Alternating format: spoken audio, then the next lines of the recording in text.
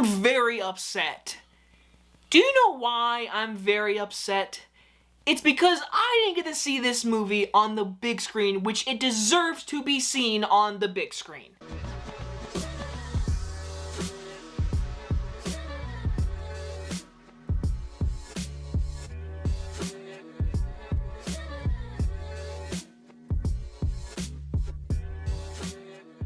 The Mitchells vs. the Machine stars Abbi Jacobson, Danny McBride, and Maya Rudolph, is about a quirky, dysfunctional family's road trip is upended when they find themselves in the middle of a robot apocalypse and suddenly become humanity's unlikeliest last hope. Now I'm going to be honest with my viewers like I always am.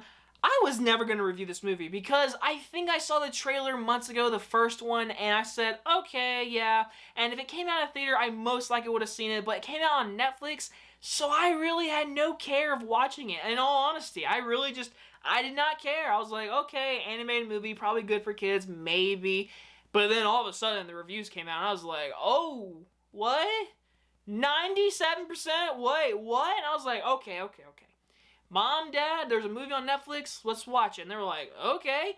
Sat down and watched it, and my goodness, this movie's good. Now, beginning with the positives, this animation is gorgeous. I loved this animation. My best example is it looks like the Walking Dead video game, more of that comic book style, except this is probably way more 4K HD, the colors look bright, and it's more better character movement. The animation alone kept me watching. I mean, everything in this movie, there's a lot of good, but the biggest thing is this animation. It looked great, because I watched the movie with my mom and dad, and when I turned it on, it definitely started off kiddie-like, and I was like, I hope my mom and dad like it.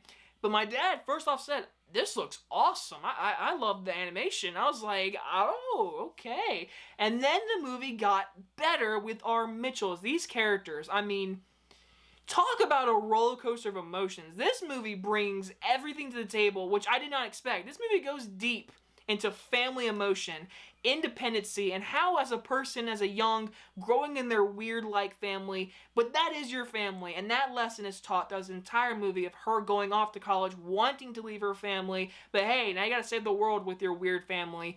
And I love this main character of the girl, the daughter. She wants to go and do the film school, so I, of course, was like totally in relation to her, how she wanted to make movies and everything, and she's very weird to her family. They're like, oh, movies, but come, like, hang an animal on the wall, whatever, and fish, but like, I am this daughter. I love movies, and I'm everything about movies, so for me, I related so much to this character. And at first, I was really enjoying this road trip, the family camaraderie. I was loving the dog. What's the dog's name?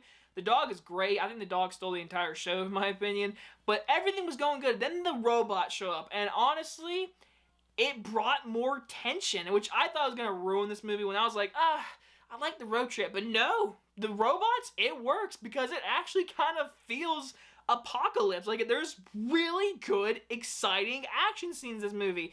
And it's from the studio that brought us into the Spider-Verse, so seeing this, I shouldn't be shocked, but I'm shocked because the action scenes are really creative, intense, dramatic, and there's actual stakes. And I'm like, how is this movie doing this to me? It's because it's great writing and great characters, and I'm loving just looking at the movie. And by the end of this movie, there are enjoyable moments I honestly probably won't forget for the rest of the year. There is great moments of emotional family. One moment got me a little teary-eyed, I can't lie. It's because I related to a character so much in this moment, and seeing it in the screen, in this environment of like, hey, we are enjoying this movie, we're giving you entertainment. The movie is hilarious, fun, exciting, great action. But there are moments that sit down and say, hey, we need to have this conversation. This person and you out there can be independent. You can do whatever you want, but you're always going to have that family. And that emotion hits across the board. And the movie does it perfectly throughout the entire movie, giving you entertainment. I mean, there are literally moments, me, my mom, and dad laughed out loud from this movie. We laughed out loud. And there's moments we said, oh, and then there's one moment my mom was like, is this shit gonna make me cry? And I was like, it's getting to me, Mom. So this movie really just touches on everything.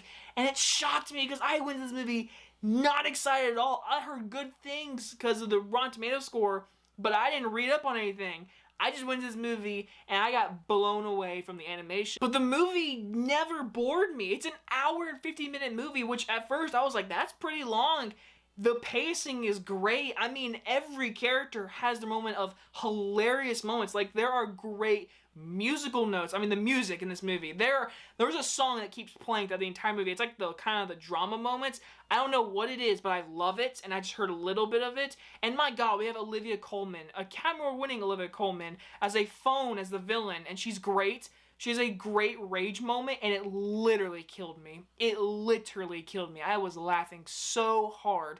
Again, overall, watch this movie. It has emotion, hilarious moments, great action scenes, great just dramatic moments. There are some just over ridiculously great moments, but it worked in this movie, and I had a blast from beginning to end, and I'm going to recommend it to anyone out there. It is for all ages.